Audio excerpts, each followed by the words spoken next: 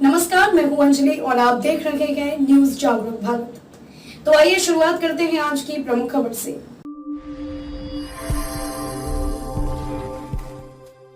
लोकसभा चुनाव को लेकर आपका बड़ा एलान। मिशन 2024 के लिए ये सियासी प्लान आया सामने।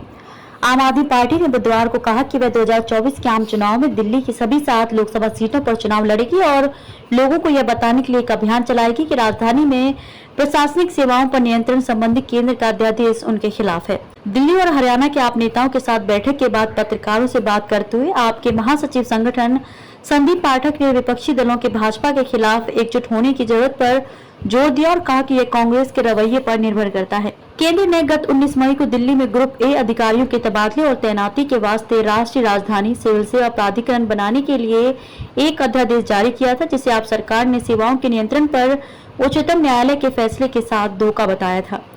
यह अध्यादेश उच्चतम न्यायालय द्वारा दिल्ली में निर्वाचित सरकार को पुलिस, सार्वजनिक व्यवस्था और भूमि से संबंधित मामलों को छोड़कर अन्य मामलों का नियंत्रण सौंपने के बाद लाया गया था।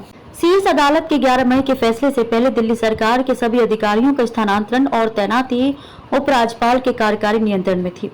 आप इस मुद्दे पर कई गैर भाजपा दलों का समर्थन हासिल करने में कामयाब रही है। वहीं कांग्रेस ने अभी तक अध्यादेश की निंदा नहीं की है। पाठक ने कहा कि आप 2024 के आम चुनाव में दिल्ली की भी सभी 7 लोकसभा सीटों पर चुनाव लड़ने की तैयारी कर रही हैं। उन्होंने कहा कि पार्टी का अभियान लोगों को यह बताने पर केंद्रित होगा कि दिल्ली में प्रशासनिक सेवाओं पर नियंत्रण संबंधी केंद्र का काला अध्यादेश उनके खिलाफ है। उन्होंने कहा कि हम लोगों को बताएंगे कि काला अध्यादेश केजरीवाल विरोधी नहीं बल्कि जन विरोधी है। अन्य मुद्दे है कि भाजपा विपक्षी दलों को खत्म करना चाहती है और मोदी सरकार ने अपने 9 साल के कार्यकाल के दौरान क्या काम किया है। यदि कोई मोदी सरकार द्वारा किए गए 4 कार्य के बारे में बात कर सके तो मैं उन्हें बधाई दूंगा।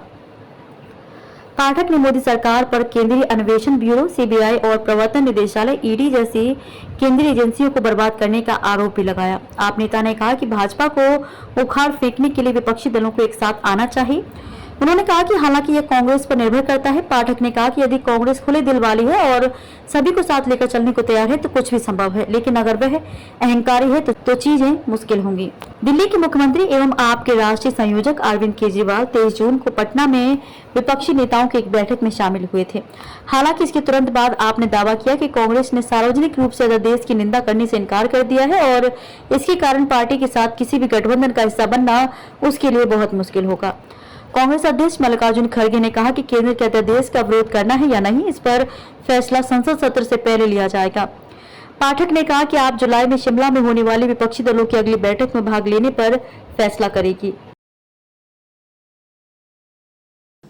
खबरों में अब तक के लिए बस इतना ही। मिलते हैं फिर ऐसे ही बड़ी खबर के साथ। तब तक के लिए नमस्कार और देखते रहिए न्यूज जागरूक भारत।